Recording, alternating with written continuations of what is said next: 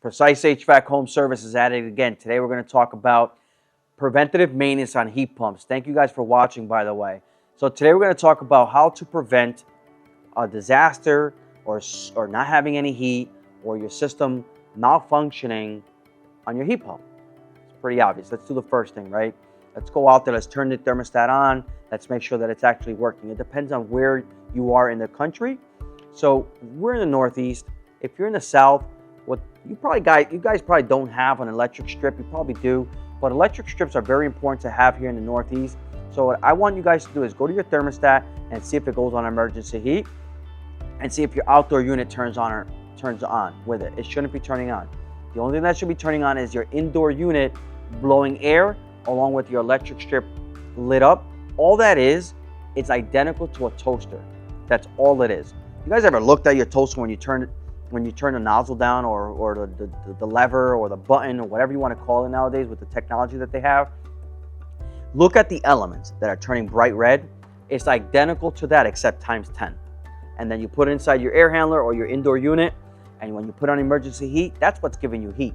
And that's the reason why you're actually getting a decent sized electric bill in the winter if that's the only thing that's running. So what I would say is make sure that all electric banks are working. If you don't know how to, make sure you get the professional out there to do so. We go out there, we'll look at all the electric banks. We'll make sure that the electric banks don't have any dust on them. Make sure that they don't have any critters. We've had lizards on them, we've had mice on them, we've had snakes on them. And what happens is that once that critter actually goes on that electric strip, it's not going to survive. I mean, you're talking something that's over 800 degrees. It's not going to survive. And what's going to happen is that it's going to fry itself in there, and you're going to get this nasty smell. And you're going to wonder where this nasty smell came from, right? You're like, what the heck is this? What is that smell? But think about it and say, is it only when I turn my heater on? And if it's so, please call a professional. They'll go out there and take a look at it.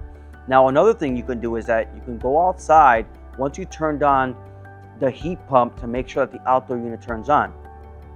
If it's making noise and it sounds as if it's a jet engine, well, it shouldn't. Call the professional, have them come and check it out. Preventatively, what you can do on your end is make sure that the drain lines are cleared. That's something that you can do as a homeowner with no problem.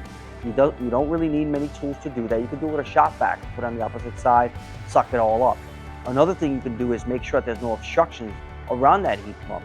Lastly, make sure you have a garden hose next to your heat pump, and you can wash out the fins to make sure that you're not getting any nasty debris or any pollen and any nasty stuff that gets collected into that heat pump, because that can make a struggle from working and not work effectively and efficiently. The operation of that system is going to go down, and your efficiency is going to go down, and guess what's going to go up?